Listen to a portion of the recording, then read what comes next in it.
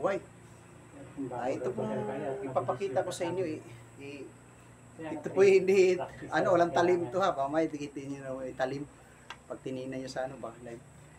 Ito simple lang yung step na ipapakita ko sa inyo. Ako naman pwede magaling na arnisador, marunong lang ako ng konti.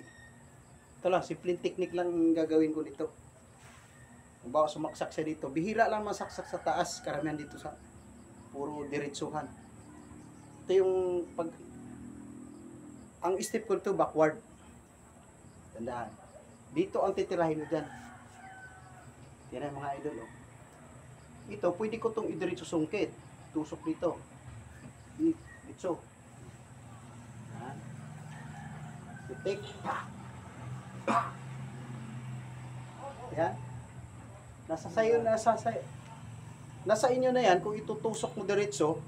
Kasi pag umistip ka ng alanganin sa pagsaksak niya, talagang i-step mo backward para mas komportable kapag saksak niya, dito ka agad. Kahit hindi mo to agawin yung kutsilyo. Yan. Pitik dito. Dito. Okay, mas mabilis. Kailangan pag saksak na mabilis, backward ka agad. Yan. Backward. Yan. Diretso na yan. Ito agad. Yung mas. Pero pwede kong gawin itong pamalo. Pwede kong i-extend sa kamay. Salamat. Pak. Sundot ko dito. Lock. Saksak sa kutsilyo yan. Pero hindi ko gagawin sa kanya yung pag ito. Mahalaga ito. Talsik naman ito pag piniti ko kasi nakaikot. Dito pag itirak to. Kailangan lang yung rektahan kasi patalim yun eh.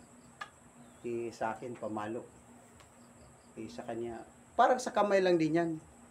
Same pa rin sa kamay. Gamitan ko to ng kamay lang. Saksak. Wala akong kutsilyo. Wala akong pamalo. Saksak. Outside pa rin yan. Backpiece pa rin ang abot yan pag i-apply ko to sa may tapa.